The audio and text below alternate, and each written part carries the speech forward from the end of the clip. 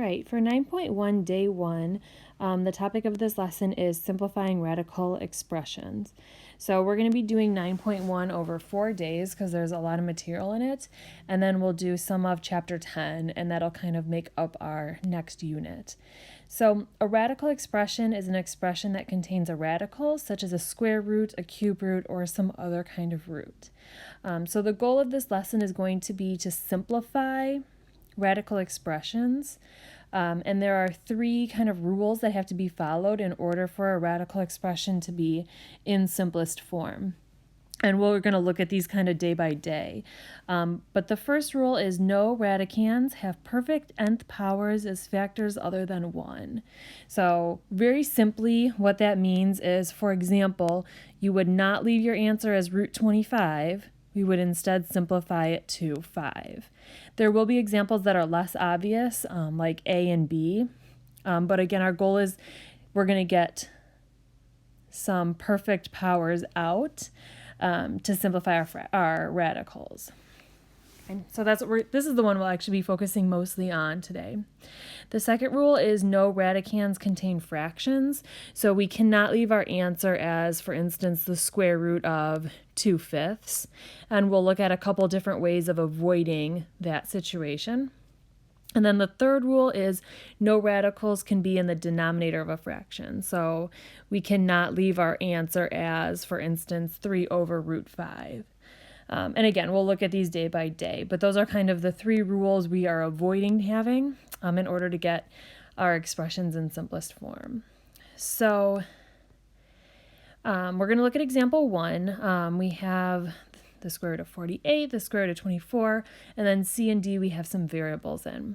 So what we want to think about is if there's any perfect roots inside of these numbers as factors.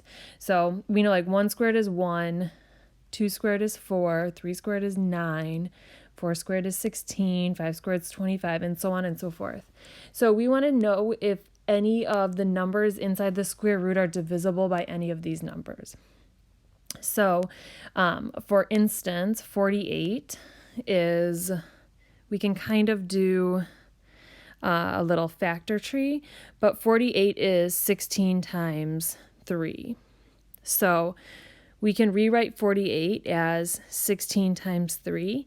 And now we know that the square root of 16 is 4. So this would come out to the exterior as a coefficient. And so we would have 4 root 3. We cannot take the square root of 3 and it doesn't break down any further. So this would be our answer. Okay. I want to look at this again because probably if you think about 48, the first thing that jumps to your mind is not 16 times 3.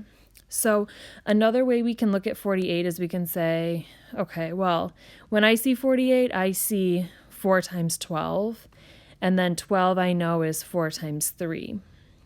So you can kind of do almost like a factor tree. You don't have to go all the way down necessarily, but I could say, all right, I have 4 and 4 and 3.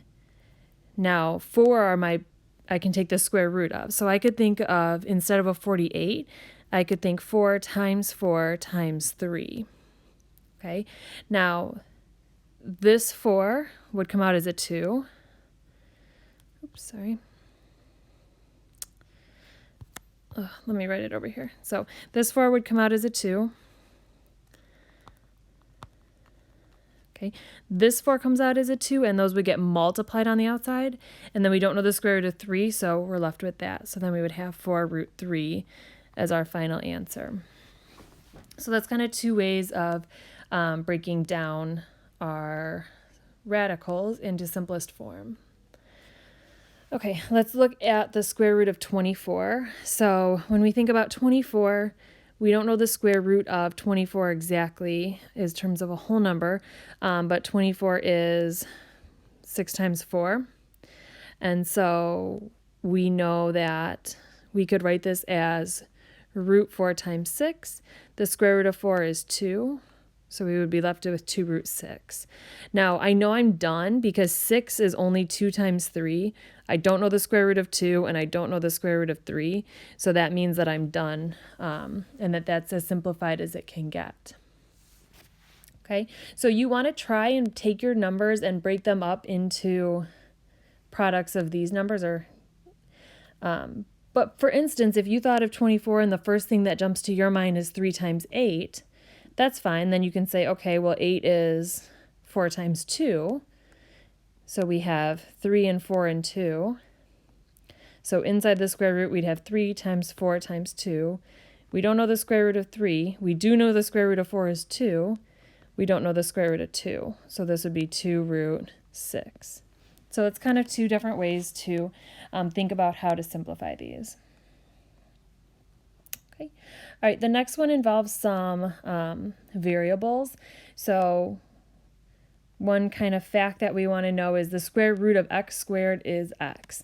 So again, that square root and squaring undoes each other, and we had looked at that in previous lessons. So when we have the square root of 36x squared, well, the square root of 36 is 6, the square root of x squared is x, we're left with nothing in the square root, so we would just have a final answer of 6x.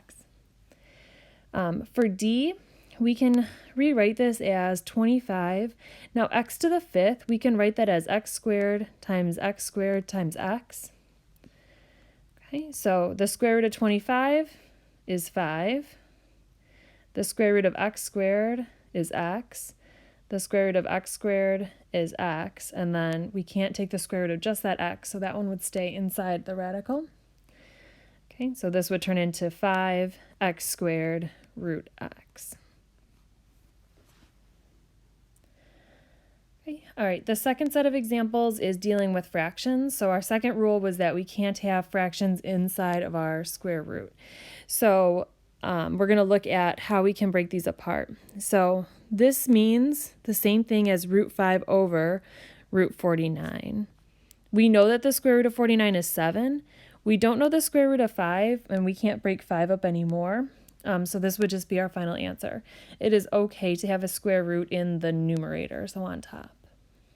Okay. For D, this would be root 11 over root d to the 4th.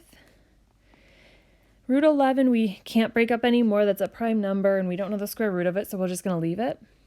And then root d to the 4th, again, we can think of that as d squared times d squared. So we'd have root 11. D squared would come out as a d. D squared would come out as a d. So the final answer would be root 11 over d squared. Okay, and certainly as you guys do these, you might see some patterns between kind of how to get from that original answer to the final answer without having to break it up every time. So if you start to see some patterns, feel free to use that to get your answers. Okay. All right, and then the last one, we have the square root of a to the 3rd over 100. So we can think of this as a squared a for our a to the 3rd, and then square root of 100. Well, we know the square root of 100 is 10. And then we know that the square root of a squared would come out as an a. We would have this a still under the radical. So our answer would be a root a over 10. Okay, so a main thing you want to do when you're simplifying these, again, is to make sure your final answer, when you look at what's in the square root, that you can't break that down anymore.